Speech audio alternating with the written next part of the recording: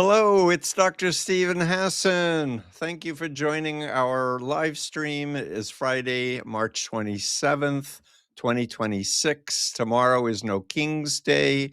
Over 3,000 cities in the US and people all over the world will be protesting against authoritarian dictatorships and especially against Donald Trump and his maniacal stuff. I am so delighted to have a special guest with me today, Frank George, who I so enjoyed for my podcast, a previous interview. I just want to tell you a few things about him. Dr. Frank R. George has a PhD in psychology from the University of Colorado. He is an internationally established expert in psychology, neuroscience, narcissism, and addictions. He's a senior fellow, chief of behavioral and biochemical genetics of the National Institutes of Health for 6 years, was.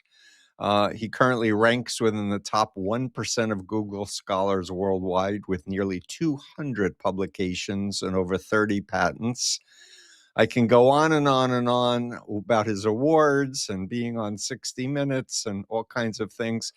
Now he is writing on Substack on the Gaslight Report, and I'm delighted, Frank, to be your colleague and to share my platform with you. And I think you're streaming on Substack for your people directly as well. So welcome. Thanks so much, Steve. I'm just thrilled to be here talking with you, like I've done on our podcasts previously. You're the number one cult guy in the world, and that impresses me. The number of books you've written, such on the topic, and it's such a critical topic as well. And I'm really looking forward to this time getting to chat together and talk about some of these issues. And thank you. And for my listeners who may not have heard the news yet, I just found out 2 days ago, but The Cult of Trump has made the New York Times bestseller nonfiction paperback list. So I'm now a New York Times bestselling author. So I'm thrilled that people are starting to pay attention and buy my work. So thank you all for helping to make that happen. Frank, there's so many things we can jump in on, but just before we started, you said, I want to talk about the money. And I'm like, yeah. I read about that. He wants to sign our money. Tell us about what you want to say, buddy. Sure. It's as good a place to start as any into the chaos and craziness. I'm sure most people have heard that there's some movement afoot to get Trump signed on the dollar bill. Oh my gosh! But it's not for reasons that most people think. There's a very specific pathological narcissist reason for that specific way of memorializing him. It's the same as Trump shoes, Trump phones, Trump, like his name on things, Trump Tower. It's the name. And people will ask me, Steve, well, why doesn't he just build a 100-foot statue of himself? And the answer to that is that would be a distraction. People would go to visit the statue and be looking at the statue and not at him. Whereas by putting his name on a $100 bill, by putting his name on that phone that you have in your hand, he's getting you to take an extension of him. You are now paying the most intimate attention to him. His name is being associated with you and with all these millions of people. Every time someone touches a dollar bill, they're touching his legacy in that sense. Right. And that's so much more powerful to him as a statue. Statues are for, after people are dead and gone, which your name on a dollar bill is supposed to be as well, right? It's never been done before with a living president. So if he pulls this one off, that's a way of him being memorialized now. And every time every person handles a dollar bill, they become an extension of him, and it extends his grandiosity. I got to just mention, Frank, I did an intervention a couple of years ago with a MAGA person in Ah, Oregon, fortunately it went well. But he had literally a phony $100, it was a $1 billion bill with Donald Trump's picture in the middle of it. I have it in my box somewhere as oh my God. memorabilia. But it was just like, oh my God. I Yeah, wonder how that's much he absolutely the spent on this case. crap too. Yeah, that and the gold. There's a whole nother vector with that, but just with the name, it's about memorializing himself now and making you touching an extension of him, and having him Right. in your like in your head and being part of you, and it's his control. Right. So for my listeners, Frank taught a class on narcissism, if I'm remembering some of your past, and so we really need to study and teach people about narcissists, and particularly malevolent narcissists, malignant narcissists, right? Because this is a Yes, small percentage of people with personality disorders, but they are responsible for so much horror and tragedy and chaos, especially if you're the president of the United States. you're absolutely right, Steve. Malignant narcissists, in particular, are a small percentage of the population. Hmm. Pathological narcissism in general is a few percent of people would qualify. Malignant narcissism is probably a similar percentage of that, maybe a little bit more, maybe 10 or 20%. And I don't know if we have exact numbers, but that's probably a pretty good estimate. But the damage that they have done, so outweighs you know, their incidence in society.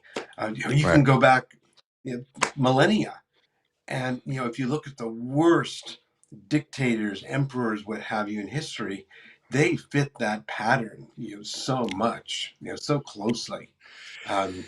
Their destruction has just been rampant throughout history. Right. So, just for my listeners to say some basics, not only is it about entitlement, need for praise, narcissistic supply, lack of empathy, but thinking you're above the law, pathological lying, sadistic, revengeful, threatening, paranoid, distrustful. Yeah, exactly. I just want to name it because I've been saying to people the world is getting an education on the profile of a cult leader by just following what he's saying and doing and how he's acting, never taking responsibility, always blaming someone else, always distracting. Epstein Well, files, but Epstein files. Let's have a war that instead. yeah, there's a distraction, right? That is such a great point, Steve. And I mean, far more about cults. How does Trump fit that profile? And people ask me this all the time. And at this point, I can refer them to Steve Hassan. So Thank you. so enlighten me some more as well. Well, so I'll say that I wrote chapter 3 of The Cult of Trump, comparing him with using Eric Fromm's malignant narcissism criteria and comparing him with Jim Jones and my former cult leader Sun Myung Moon and Hubbard of Scientology, using their own words and behaviors to demonstrate these malignant characteristics. But what is different about the cult of Trump is that there are cults controlling him and influencing him, like Russia, for example, and other malevolent actors, the billionaires, the tech billionaires, with their own nihilistic transhumanism and long-termism and accelerationism and crypto ideologies that say the world's going to end anyway, so let's just advance the AI tech so we can put our consciousness into chips. And as a neuroscientist, you could weigh in on that. But there are actual mind control cults that are bringing their followers and telling their followers God chose Trump. And we see Yes. this language with Hegseth, holy war, and God has chosen Trump, and all of this really white evangelical, uh, Even some of the disturbing military leaders apparently were saying content for things to that sure. effect, right? Um, but I want people to get away from the word cult, and I don't want them to get hung up on the word cult. I want them to think about unethical influence, where people are not getting the truth. They're not getting informed consent, where they're having phobias installed, online, for example. Um, and I see my screen on my computer's frozen, but I'm still talking, so I'll keep talking until my people tell me otherwise. We're There back we go. again. I'm sorry, I Yeah, lost that feed for just a couple of moments. yeah. I think my So the computer the the went. key. Yeah, apologies for the technical glitch, but I was just saying that, like, don't get hung up with the word cult. Think about unethical influence. Think about how somebody is taking away your personal power and autonomy to impose their will, their needs, their wishes, their ego is only thing that matters. So it's that lack of empathy to put yourself in the shoes of the other and such. And Frank, when we're doing this today, it's the day before massive protests are planned around the United States and the world, saying we don't want a king, we don't want a dictator. And I want to Hmm. not just talk about the destructive characteristics of Trump's, psyche, which we can definitely talk more about. But I also want to draw on your wisdom as a psychology expert and neuroscience expert to talk to people about how to keep their batteries charged, how to make good decisions personally of how to be an activist but not burn out or not set unrealistic expectations. That's a really good point, a really good topic, Steve. Uh, what I've been telling people and writing about, and why I developed a workbook for that very purpose, um, is to get people to be able to step out of that chaos. I mean, you can doom scroll all day long, like we've discussed before. I have to set a timer. Otherwise half an Me hour goes too. by fast, and all that happened is that I've got a lot of cortisol released, and I'm amped up for the next couple hours, right? Yeah. So, so how do you get out of that? How do you put that energy into something more constructive? And um, the Chinese general Sun Tzu, which I know I don't pronounce right, uh, No, wrote you the did it right. Art of oh, War, okay, and I'll close add enough. every Yeah, he major wrote. cult leader studied the Art of War that I'm aware of. Well, Go on. one of his sayings is in order to defeat your enemy, you must know him. And when I was teaching that class before it got conveniently deleted, that was the term, by the way, was it's been deleted. It's sort of like we're just erasing you. But uh, I would tell people the entire term, you do not understand the nature of this person. People keep saying, how could he do that? Doesn't he care? Doesn't, how can he be such an a-hole? Whatever negative thing, right? Well, to him, it's Tuesday. To you, it's all those negative things. And, not to you personally, to you, the generic you, right? Right. It's all of those things because your brains are neurotypical and you see those awful things and you respond, empathetically and see them Right. as awful things. Right. He does not. His brain is not wired that way. And to get people to understand that it's not that he doesn't care, it's that he's not able to care. His brain isn't wired to Hmm. care. One example that I often use is you can try for years and you will never get a chimpanzee to speak. You know, they can learn this, learn that, do lots of things, but you cannot get them to speak because they are not wired for speech.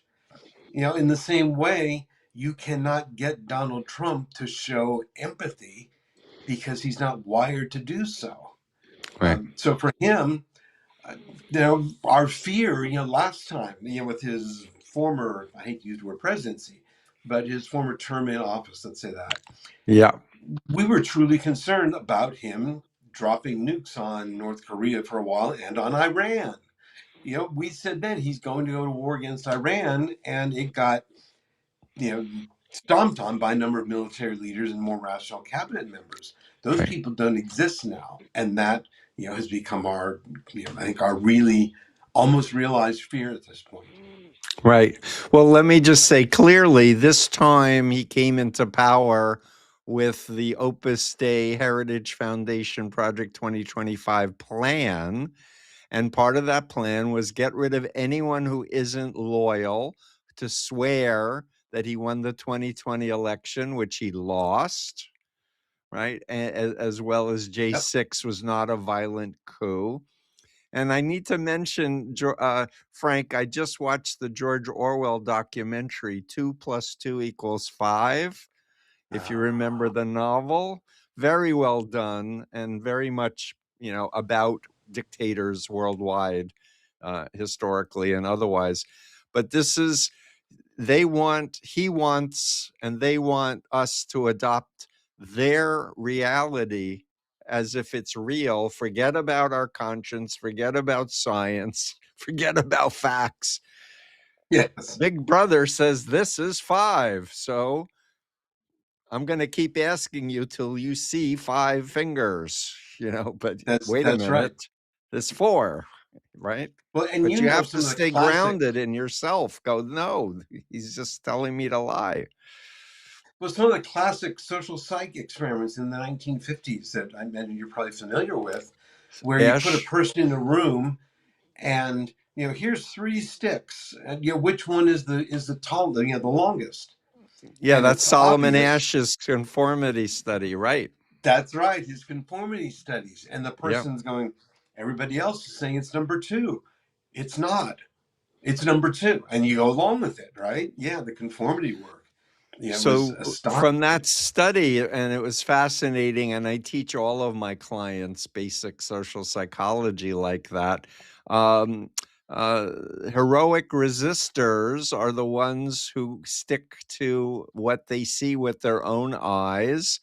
But I typically point out to people, nobody gets out of their chair, walks to the front of the room, and measures the size of the lines, which would really be the way to reality test, Hmm. And so when you're in an environment and people are giving you 3 options, always think, what's the 4th option?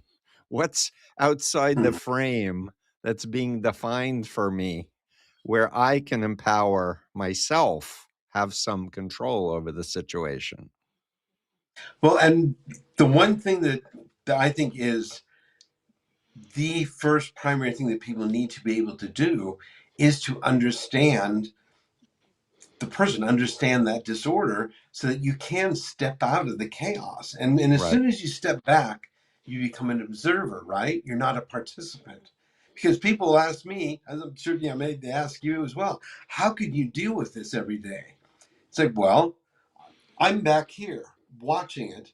And when I watch an interview or something, I go, oh, yep, he confabulated again. It's not, I don't expect anything else. I'm surprised when he doesn't, Right. you know? So So I think understanding is a yeah. big key.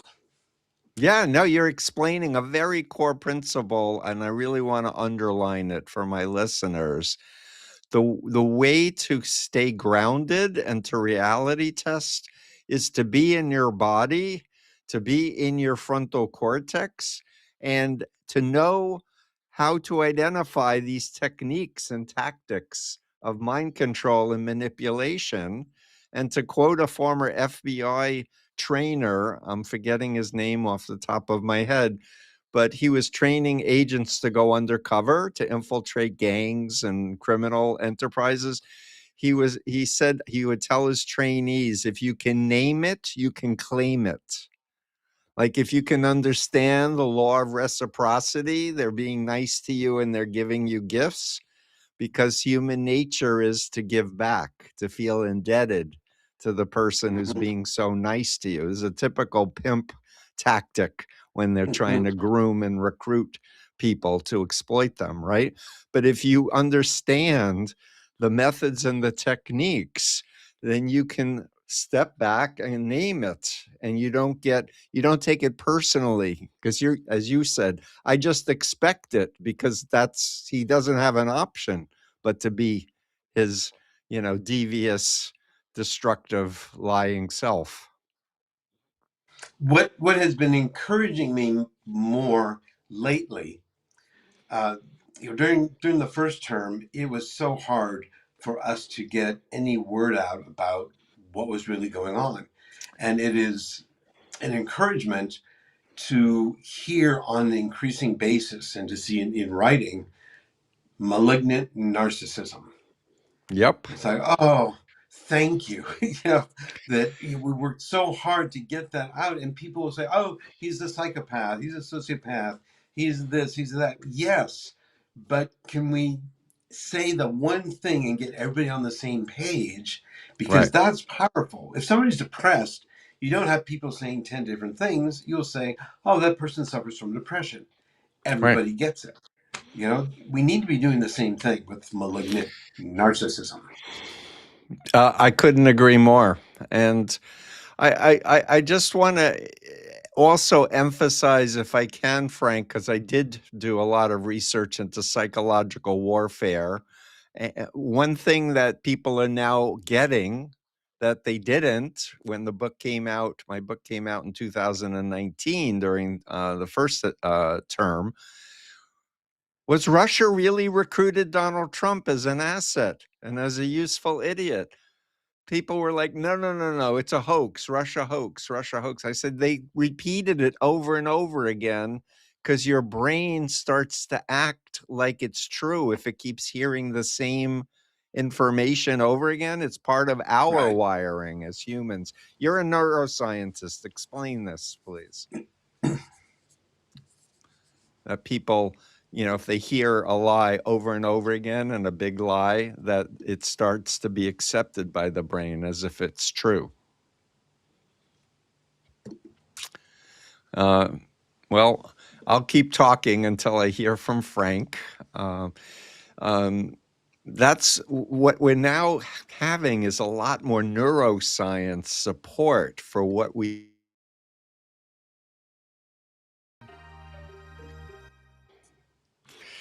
Apologies, folks. Don't know if it's Iran hacking our airwaves, or MAGA people trying to mess us up, or it just could be it's a weird Friday.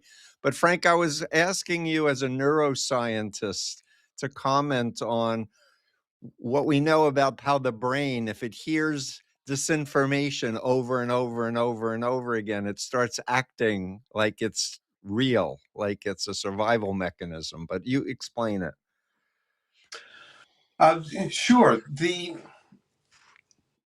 There are a number of ways in which the brain gets tricked into believing things, right? And one is that it's the standard saying that repeat a lot often enough and it becomes the truth. Part of that is due to in part what we would call like a recency heuristic. Hmm. That the things you hear, the most recent thing you hear, you're more likely to remember. They've done lots of memory tests, and for years with that Right. that sort of effort, right? Hmm. And it really is true, and it's really powerful. And what is put into your brain the most often also tends to get remembered. Which is the same type of heuristics and recency. It's just sort of a quantity thing, if you will. And it's part of what goes on there is that you build up this space, for that particular memory, and that memory sort of becomes larger. It takes up a larger amount of space It's the same thing, what we would call the flashbulb effect. Hmm. That you may be aware of. A singular big event takes on a lot more recency in your mind, if you will, than a number of small events. It's why Mm-hmm. people track on like a major calamity, an airline crash or something like that, Right. but they don't pay attention to thousands of people dying on the highways. Right. It's that sort of thing. So if you repeat a lie often enough, it just becomes bigger and bigger in somebody's mind. Um, Right. and each time you think about something, if somebody says something, when you think of what they said, you form this picture, and that picture then becomes a memory. Yeah. And every time that you pull up that memory, it gets reinforced and it gets changed a little bit. Our memories are not static like Right. your word processor. Right. We change things every time we remember something and then store it back in our memory. It changes a little bit. And Right. so the more you hear something, the bigger it gets and the more truthful it becomes. So you can get people to to remember all kinds of crazy things as if they were Oh, true darn, we just froze by again. repeating it over and over again. I'm going to keep talking until my team tells me to not talk. But it's fascinating for me. I'm so curious to learn more about the interface between neuroscience and social psychology, because by tracking parts of the brain and what fires and what doesn't fire, we can now explain. Oh, are you back, Frank?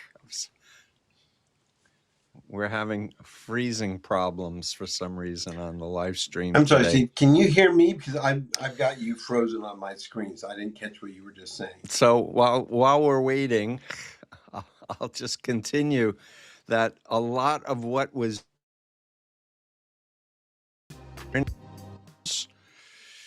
so sorry, Frank. We're having internet issues. No worries. I was just looking at some of the comments and questions. Someone said, I suspect that Greta Thunberg is neurodivergent. Like, yes. Yes, I've she not seen is. a diagnosis, but yes, that's my She understanding. said so. Yeah. She's Yeah. the climate activist who keeps getting arrested because she's trying to call attention to climate crisis as well as the Palestinian crisis as well. But while we have you, and before we do comments on the screen, Frank, there was just a landmark case against Meta and YouTube, and $3 million was given to a young person for harm.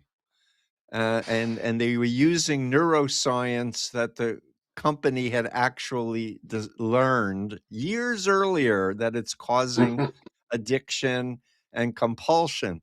And before I ask for you to comment, I'll just say you taught me something new when we did our podcast, and you said, Steve, I'm an addiction expert. Think about narcissists being addicted to narcissistic supply. They need followers to tell them how great they are, right? And Zuckerberg is, in my opinion, I'm not diagnosing, just an opinion, is a malignant narcissist who keeps being told by his people, this is harming young minds. And he's like, I want more power and money. Screw it. Yeah, I think he has, I don't want to get too close to that, but I think in a sense he's just become so overwhelmed by his success and just his whole world that he never imagined when he was kind of a nerd in college, if you Yeah. will. But when I saw that ruling, I was a little bit stunned because it's like, will anything good ever happen? It's like that actually happened, and Yeah. wow, it brought me right back to the tobacco scandals in the '80s and Say early so. '90s. Um, that was around 90ish was when I was a young buck, up and rising, whatever, at the National Scholar. Institutes of Health. Yeah. And I was, actually very, very close to those cases. I was not directly involved in them, but the lab director that I was, best friends with, that was right next door, was the top preclinical nicotine researcher on the planet. One of my good friends and colleagues that came out of the same postdoc program in Minnesota as I did, was the lead witness for the prosecution in those cases. And another postdoc from that same department, at the University of Minnesota Medical School, was one of the researchers, at one of the tobacco companies, R.J. Reynolds, I think it was, who actually did some of those studies that got buried. Yep. So here's one of the defendants on one side, and his college postdoc best friend is on the prosecution. Oh my gosh! And I was sort of sitting there in the middle watching these guys. This is just incredible. But yes, they hid this stuff for so long, and we all knew. Victor DeNoble, the researcher who had done a lot of the research, I mean, obviously he knew, and he couldn't publish it. But that's so what that reminded me of. And yes, in this case, it is an addiction to narcissistic supply. And there's been a lot of research that's come out in the last 10 years or so. I mean, well over 100, peer-reviewed, like good scientific studies showing that social media does in fact cause an abuse disorder, a use disorder. And it's not formally in the DSM, the Diagnostic and Statistical Manual, yet. Yet. Because this is was more recent, but it is a recognized disorder amongst most clinicians at this point.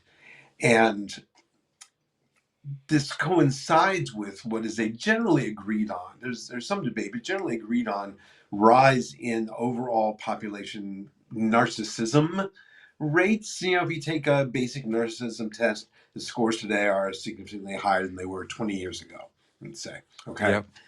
Um, and so all of it goes, it goes together.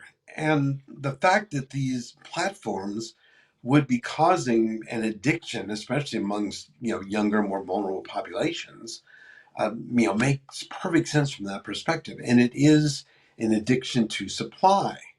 Yeah. And I've published and worked on this myself, showing how narcissistic supply, like what drives people like Trump to seek out the adoration and the crowds and the all of that, the grandiosity, is the same as an addiction. And if you It's look the at the same neurobiology, circuitry, right? That's what it's you the were same explaining to circuitry. me. If you look at those brain circuits, they are the same as cocaine, Yeah. the same as heroin, etc. Yeah, it is uncanny. And so I've become a real proponent of that idea that addiction to narcissistic supply, that part of malignant, pathological narcissism, is in fact an addiction to supply, just like to anything else. But in the case of a narcissist, they have that biological genetic predisposition towards that disorder. Right. But yeah, it's just to me, it's another form of addiction, and that's partly Right. how And I and the do it.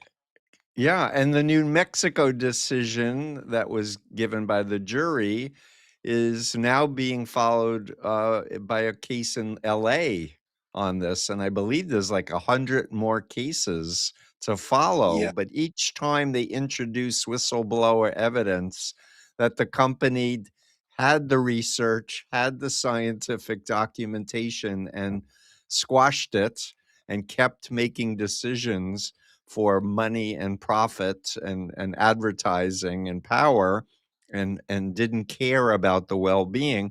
Countries like Australia are now banning social media for children under 16. And I think Europe may be absolutely. following soon. Some European countries are, and some are also, others are also considering it. Um, there's Denmark, Netherlands has Hmm. done so. The UK is considering it. They're not considered part of the EU anymore, right? But Right. still, on this side of the pond, their side of the pond, they're considering it. Right. So yes, it is growing in momentum. Um, I would be curious to see how that flies in the U.S. You know, there's so Yeah. much money and power against, right?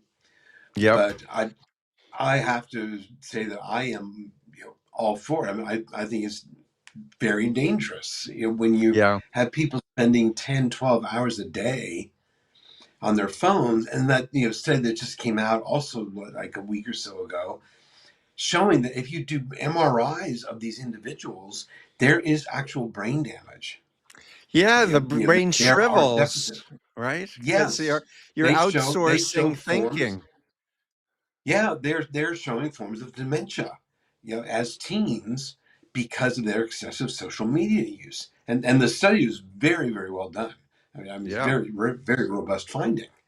And I think that's terrifying. To me, it is every bit just like, banning cigarettes, before you're an adult, which would be great if it was after you're an adult. But that's a different topic. Right. But there, I really do think there need to be some limits. There need to be restrictions put on it, just like with tobacco products. Even alcohol, what have you. Yeah, But also accountability for these companies, these billion-dollar companies, that if they're causing harm, not a slap on the wrist. $375 million is nothing to Meta. Right? right. For Pocket them, change. they'll keep doing the bad behavior because that's a slap on the wrist. They can make billions if they have to pay 375 million. And maybe they're thinking, we'll appeal it till the Supreme Court and then they'll throw it out because we hacked the Supreme Court. I don't know what they're thinking. But for all of our listeners, activists, people who care about a healthy future for yourself and your children and your grandchildren, we really need to learn psychology. We need to learn what these technologies are doing, how it's harming us, how we can't trust big corporations who say, oh, it's perfectly safe to use Teflon. I used to cook all my stuff on Teflon pans for years. And so we need to come back to like common sense and folk wisdom that says less is more. It's more, less complexity. I want to just check in because I'm looking at the time. Are there any questions that are coming up on? I think we're streaming to 5 platforms. Can you make it a little bigger? Let's see. Focus Lady question: is identification with the aggressor and enjoyment of punitiveness a causal factor in Trump's actions? And why is he promoting the illusion of control with no awareness of consequences? You want to take that one, or you want me to take that one? Sure. Can you read that again? 'Cause I'm having Sure. trouble reading it. Oh, okay. Wait, that's a little bigger. Thank you. Is identification with the aggressor and enjoyment of Enjoyment. punitiveness. Is it kind of uh, absolutely the vindictiveness, the devaluation is a really big thing. I will go back to his first campaign, even. Mm-hmm. There was a thing he did early on that when I saw that, it was like, well, he's done. That's so disqualifying. Well, I was wrong. You mean the That grab him by the pussy? That was before he got well, elected. yeah, we could That should have listen, been right? disqualifying. The one that I noticed was when he was giving that rally and he was making fun of that journalist that had the motor problem, Uh-huh. and he was up there on stage moving a sort of thing. It's like, oh my gosh, that is textbook psychological sadism. He's devaluing the person, he's gaining dominance and control over the person, and he's enjoying every moment of it. It's like right out of the textbook. Yep. And so yes, he enjoys it, the vindictiveness, the retribution, throwing the people under the bus. He stands there and just watches the bus roll over them. Yep. Um, So I see another question, and yes, Eric Fromm's Malignant Narcissism is not in the DSM-5. that's right. So that is correct. but we think it should be, because we think that on the scale of narcissism disorders and personality disorders. But please tell us what you think, Frank. Well, sure. Most clinicians, and I will not speak for all, clinical psychologists, counselors, what have you, psychiatrists, but I think the substantial majority would say that malignant narcissism is an extension disorder. Fromm described it in '64, sort of in response to his studies of the Nazi Right, atrocities, and in wondering, as were several people then, how could this sort of thing occur? And what he saw was within this pathology, this narcissistic pathology, that and what came to be called the dark triad, what ultimately came to be the dark tetrad, four, that defined malignant narcissism was the addition of sadism. right, And so you had the grandiosity, you had the lack of empathy, you had these things going on, even the sociopathy, but adding in this dimension of sadism, whether psychological or physical, really turned the disorder into a malignancy. And the right. reason it became so was that he couldn't see any reason for it to exist. Mm, And you can see an underlying reason of why people, schizophrenic or depressed, bipolar, other disorders. He saw no reason for malignant narcissism to exist. mm, And so that's why he called it a malignancy. It's like a cancer of the soul. mm, And one thing that I think is really critical for people to understand, and mm, especially looking at the effect of Trump going outward, is that with these individuals, the disorder is outward. It's the outside that's harmed, not inside. With every other disorder, as you know, Steve, the harm is internal. The harm is to the self, right? mm, But with pathological narcissism, and especially malignant, the harm goes outward, and that's why Fromm and and others that Kernberg and stuff that that came after said that it's the only disorder that has the ability to destroy societies. And again, mm. going back over the millennia, I think that's what we see with Yeah, those such destructive leaders. So that's yes, I think it fascinating. should be in the DSM. My somewhat snarky opinion is that it should have its own freaking manual. It's it's so distinct, in a number of ways that it doesn't fit the pattern that people are used to seeing, and which is why society doesn't know what to do. That's why reporters sit there and write down exactly what he said, and well, that's what he said. And now the headline should be, the freaking idiot said this again today, kind Right, of thing. Um, exactly.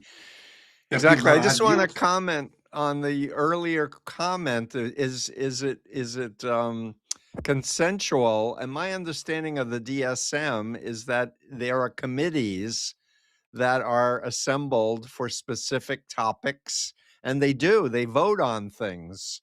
We're going to change the definition. Like one of my colleagues at the forensic think tank, who's an expert on gerontology, said they took out dementia from the DSM-5. This DSM-5 does not have the word dementia in it. It's impaired cognitive, function and such. So I'll keep talking, but my screen is frozen again. I am so sorry, folks, that we're having this technical problem with the internet today. I'm going to keep talking and just say that when I was a Moonie and I was told to be a small sun young moon, and I had proximity to him and meetings with him several times a week for periods of months at a time, my cult identity There we go. became very narcissistic. I started, because I was told to think like him, feel like him, walk like him, and talk like him. And so when I got out,